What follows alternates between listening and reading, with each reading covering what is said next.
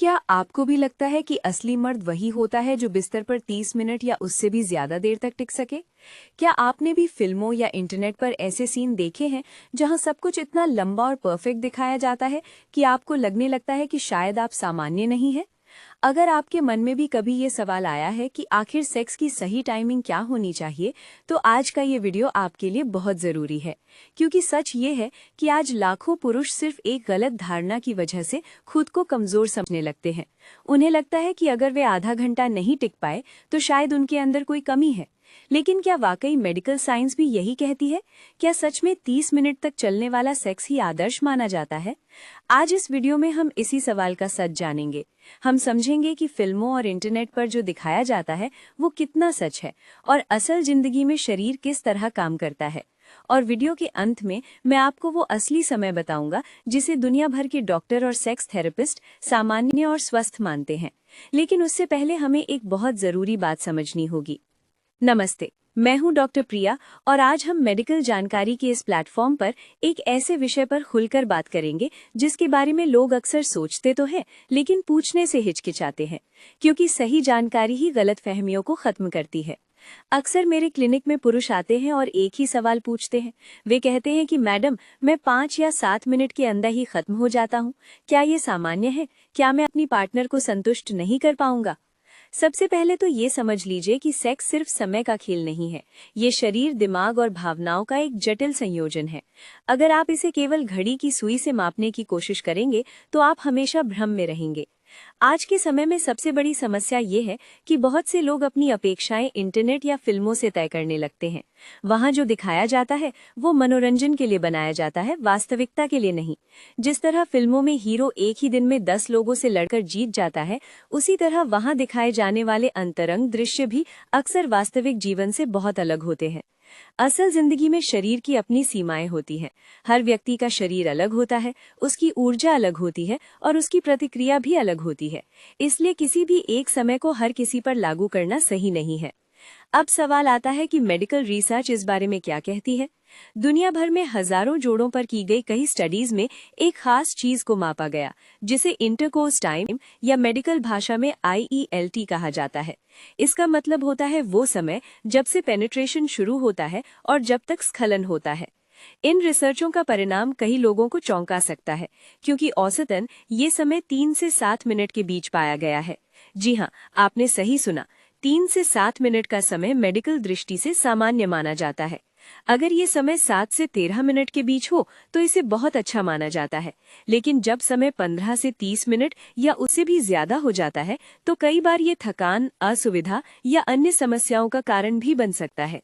यानी कि जो चीज लोग आदर्श समझते हैं वो हमेशा शरीर के लिए जरूरी नहीं होती। अब यहाँ एक और महत्वपूर्ण बात समझना जरूरी है। बहुत से लोग सेक्स को केवल पेनिट्रेशन के समय से मापते हैं, जबकि वास्तविकता ये है कि संतुष्टि केवल इसी एक हिस्से पर निर्भर नहीं करती।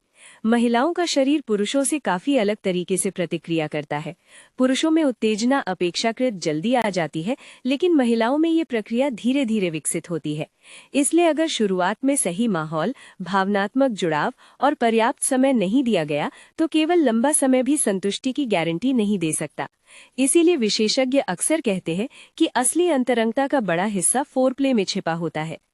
फोरप्ले का मतलब केवल कुछ मिनट की शुरुआत नहीं है। इसमें स्पर्श, बातचीत, भावनात्मक जुड़ाव और एक दूसरे को समझने की प्रक्रिया शामिल होती है।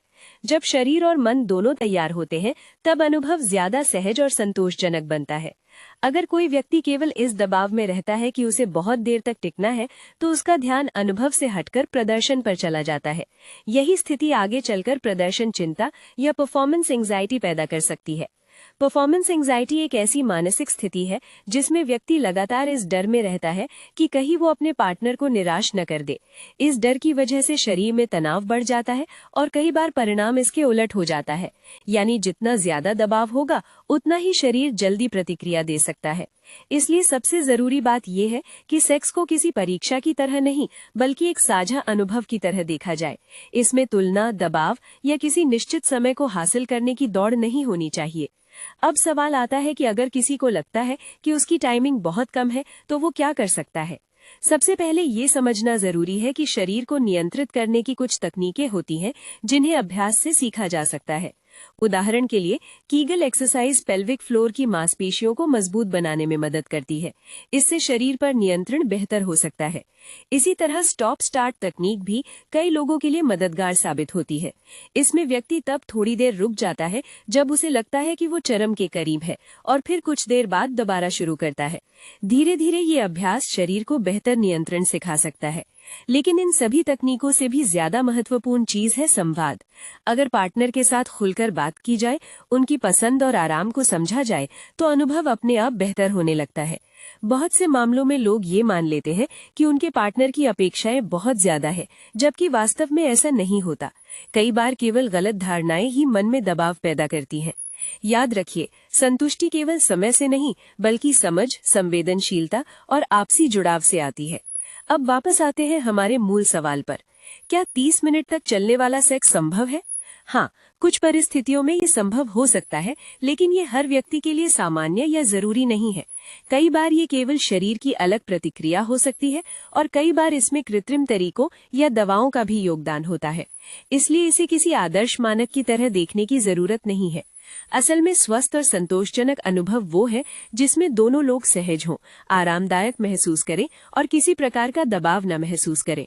अगर आप अपने शरीर को समझते हैं, अपने पार्टनर का सम्मान करते हैं और सही जानकारी रखते हैं, तो समय अपने आप उतना महत्वपूर्ण नहीं रह जाता। तो अगली बार अगर आपको लगे कि आपको किसी निश्चित समय तक टिकना चाहिए, तो याद रखिए कि ये केवल एक मिथक भी हो सकता है। वास्तविकता ये है कि स्वस्थ संबंधों में सबसे ज्यादा महत्व भरोसे, संवाद और समझ का होता है। उम्मीद है कि आज की ये जानकारी आपके कई भ्रम दूर करेगी और आपको अपने शरीर और रिश्तों को बेहतर तरीके से समझने में मदद करेगी। अगर आपको ये जानकारी उपयोगी लगी हो, तो इसे उन लोगों के साथ जरूर साझा करें जिन्हें इसकी जरूरत हो सकती है, क्योंकि सही जानकारी ही सबसे बड़ा समाधान होती है। ऐसी ही इन्फॉर्मेटिव वीडियोस के लिए चैनल को सब्सक्राइब करना ना भूलें।